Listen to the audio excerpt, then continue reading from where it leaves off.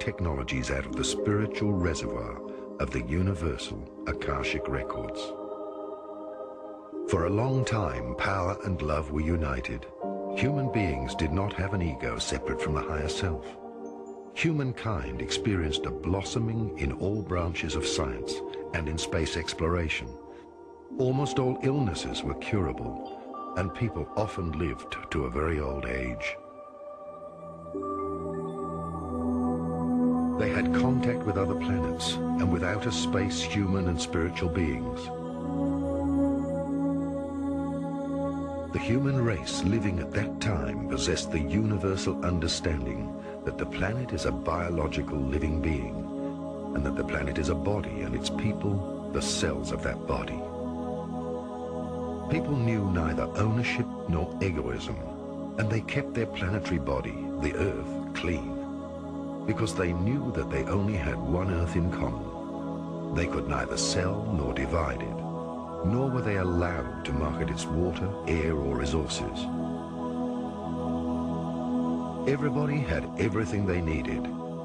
There was no class distinction. There were neither rich nor poor people. They gave to each other and lived in abundance.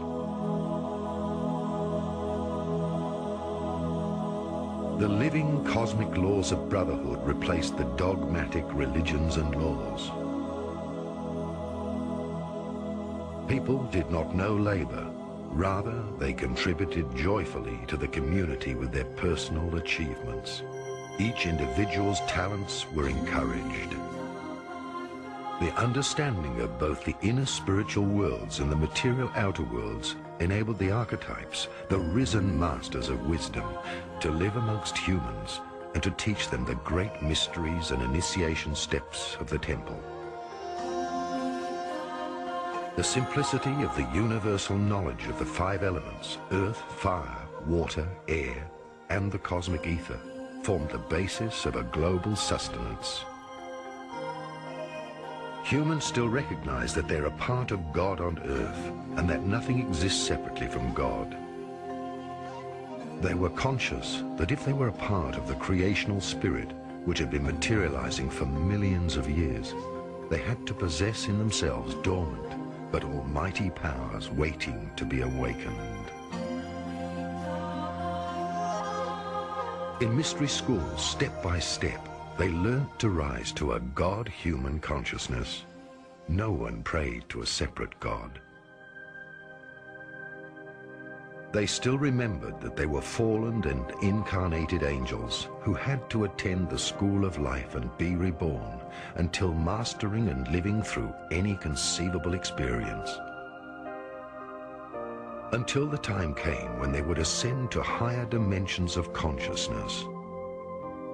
The masters of wisdom knew the secret of the expanding and contracting of the cyclic cosmos. In the Indian Vedic texts, it was described as the inhaling and exhaling of God. The expansion of the cosmos from the source was called the Omega cycle, since everything diverged from the source. The further the Milky Way and its suns moved away from the source, the weaker their connection to the spiritual source whence everything comes. This means that all life in spiritual decline or descent to lower dimensions slips into the third dimension of the solid material universe. Atlantis and its race were still anchored in the fourth dimension. The masters of wisdom knew that at the peak of this civilization, the cosmic cyclic plan had anticipated that the souls would move down into the third dimension in order to totally experience the forgetting of their divine source and to live through the so-called Dark Age.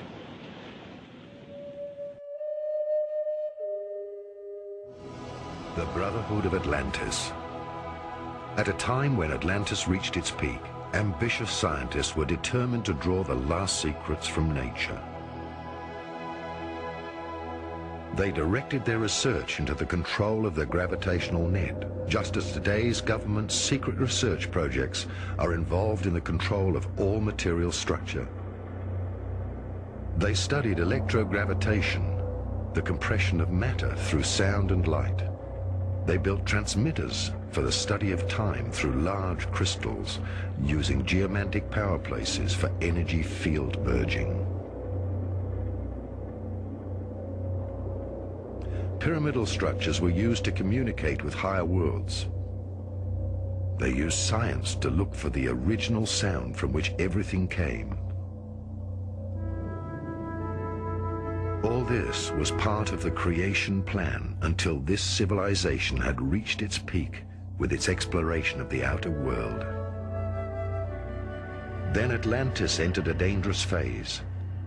Until this time, scientists and high priests had been united.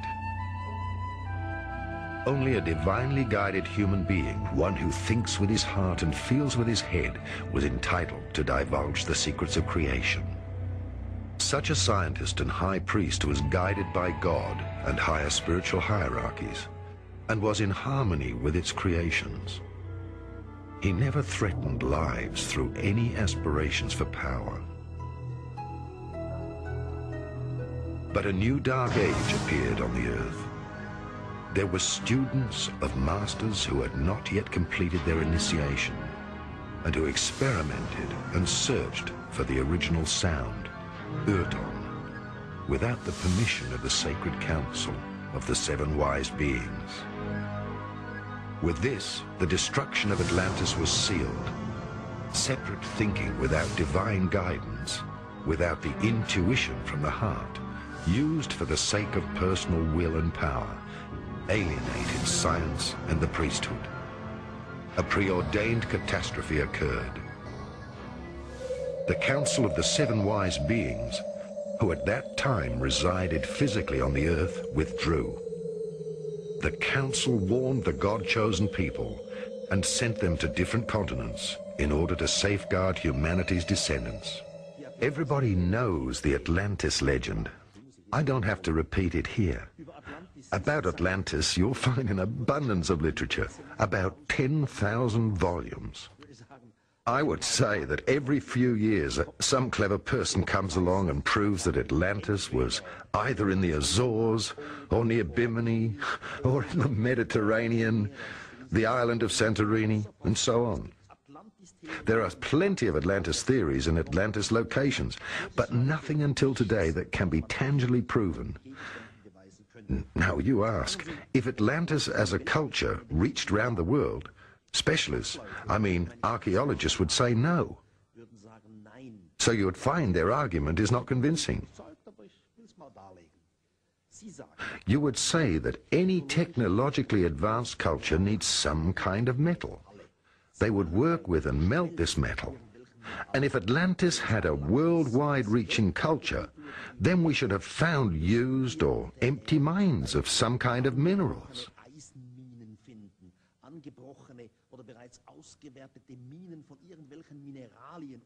And none has emerged so far. And that is why specialists say Atlantis could not have had a worldwide culture.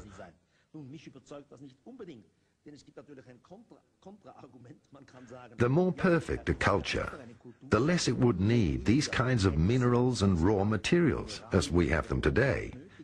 One could even say a perfect culture would maybe destroy itself from the outside in a perfect manner, and nothing would be left behind. So we're still up in the air. I would say Atlantis. Yes, Atlantis did exist. Literally, you can prove it quite clearly, but objectively with a solid object in your hand, one is uncertain, unfortunately. After the catastrophe, nations were dispersed. Knowledge, languages, and traditions were divided. Everything progressed in polarity and division. The Dark Age also saw the beginning of the cycle of descent into an ever-increasing division of individuality and of separateness. For the first time, the Dark Brotherhood made its appearance. Until then, all knowledge had been common to all. There had been no knowledgeable elite, neither was the mass of people kept ignorant. There were no rulers, no people being ruled, and no governments or bureaucracies. Most spiritual guides of the outer world, along with the worldly leaders, fell under the influence of polarity. The now self-appointed leaders had their own city-states, and because of the knowledge they kept to themselves, they were worshipped more and more, and were paid duties. The Brotherhood of Atlantis ensured that knowledge was divided into two parts. On the one hand, the exoteric knowledge accessible to all. On the other hand, the esoteric secrets only accessible to the initiated members of the Brotherhood. The saying, "knowledge is power," dates from that time. When knowledge